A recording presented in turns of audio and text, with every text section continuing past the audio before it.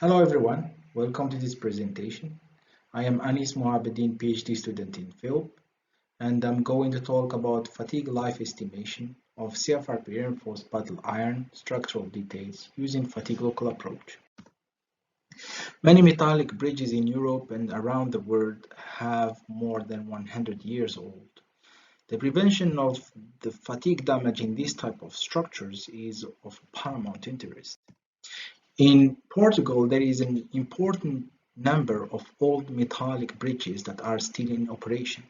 Usually, these metallic bridges are made of puddle iron, a brittle material, and old milled steel.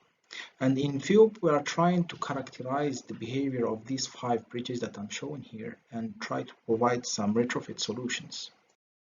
Looking at the material level, we notice that the materials of the different bridges have significant variable chemical composition. And all materials exhibit lined up inclusions induced by deformation.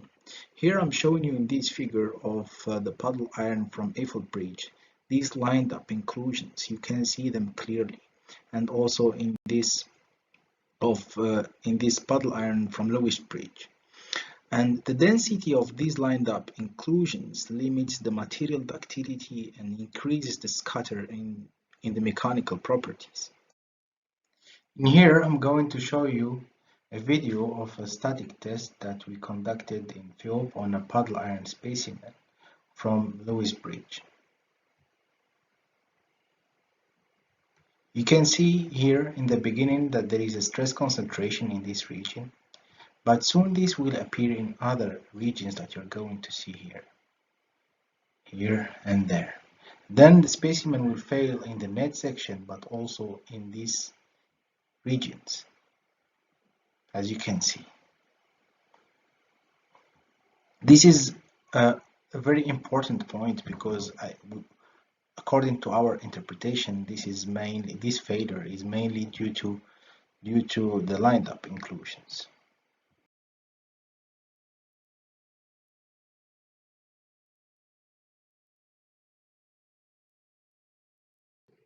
Taking a closer look on these results, we can clearly see the pattern of failure of this specimen.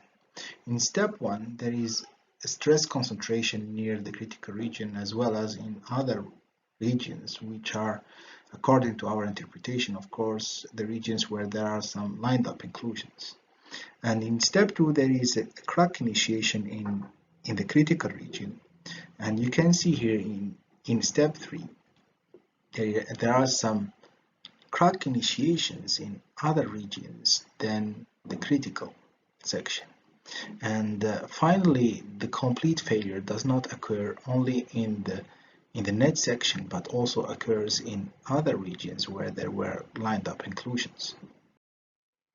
Based on the experimental campaign on the metals extracted from old bridges in Portugal, it was observed that the puddle iron used in old bridges is a material that includes flaws, such as non-metallic inclusions. There is a high dispersion of the results. Many specimens showed a brittle behavior while others exhibited some ductility. And theoretically, most of these bridges reached the end of their fatigue life. And the prevention of the fatigue damage in this type of structures is a very important issue. And one of the potential solutions can be the application of CFRP as it is applied commonly for concrete structures. Here I'm showing you some figures of one research paper that they showed how to retrofit some connections. And in previous studies, it was shown that the CFRP can extend significantly the fatigue life of cracked specimens. As you can see here, this is the bare specimen, and these are the retrofitted ones. And depending on the configuration, the ratio of increase of fatigue life change. Most studies in the literature focused on the application of CFRP to repair specimens with initial crack to delay crack propagation. As you can see here, some specimens with different configurations. However, Very limited studies investigated the application of CFRP to prevent crack initiation for non-cracked elements. Although this is more relevant to practical situations, since most of the metallic bridges prone to fatigue crack do not have apparent crack. And here I'm showing you some examples of CFRP retrofit in bridges as a prevention measure. Here I'm showing you the London Acton Bridge and Jarama Bridge in Madrid and Diamond Creek Bridge in Australia. Now in February we just started an experimental campaign to test static and fatigue specimens of puddle iron with and without CFRP. Here I'm showing you the preliminary results of specimens with and without CFRP under static loading. Here in black you can see the results of the bare specimen without CFRP, and the others are different configurations of CFRP and adhesive. And clearly you can see that the application of CFRP increased the strength and the ductility.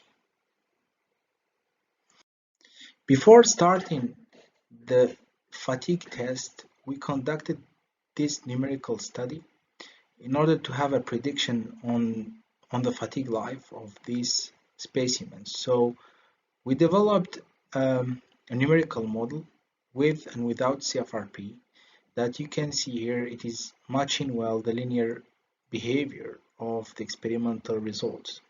We're not concerned about modeling the failure of the specimens, because usually under fatigue loading the amplitude is much lower than the static ultimate load. Here I'm showing you the stress strain curves near the hole for specimens with and without CFRP. And clearly you can see here the comparison between specimen without reinforcement and the other ones with reinforcement. And there is a large reduction of deformation.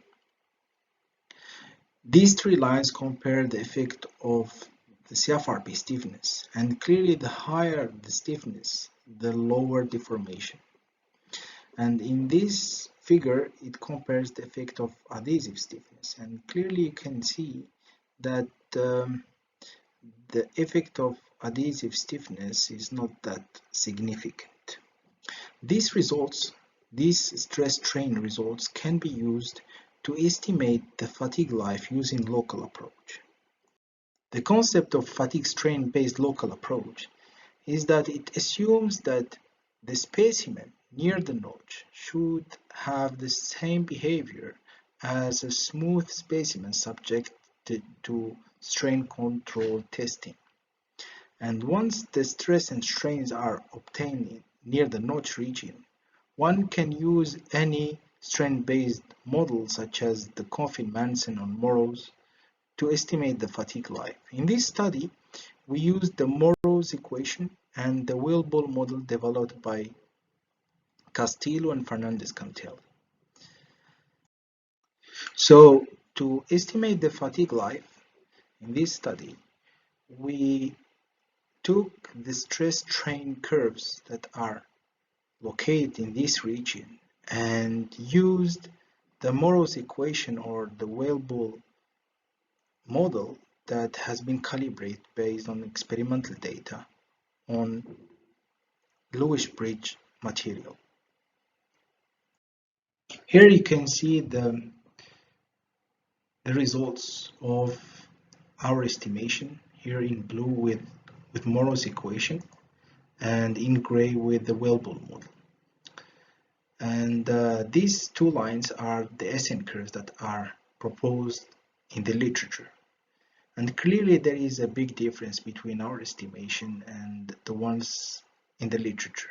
But this is normal because this estimation is based only on crack initiation. And these results are based on experimental data that includes crack initiation and propagation. And this large gap at large stress, it is normal because usually at large stress levels, the specimens are controlled by crack propagation. In here, I'm showing you the results of the parametric study that we conducted. And in the first figure, I'm showing the effect of CFRP stiffness. And you can see that the higher the CFRP stiffness, the longer the fatigue life is. Well, these results have one limitation, which is it assumes that the CFRP and the adhesive will remain perfect after this number of cycles. Well, usually this is true when the amplitude of loading is lower than 30% of the ultimate static loading of the specimen. However, at higher stress levels, this will not be valid. But anyway, the CFRP stiffness will have always a positive influence on the fatigue life. Here in this second figure, I'm comparing the effect of adhesive stiffness, and clearly you can see that there is no significant influence of the adhesive stiffness on the fatigue life.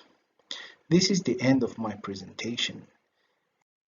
This presentation is part of Fiber Bridge Research Project that was funded by FCT. And these here you can see our industrial supporters. And I thank you very much for your attention.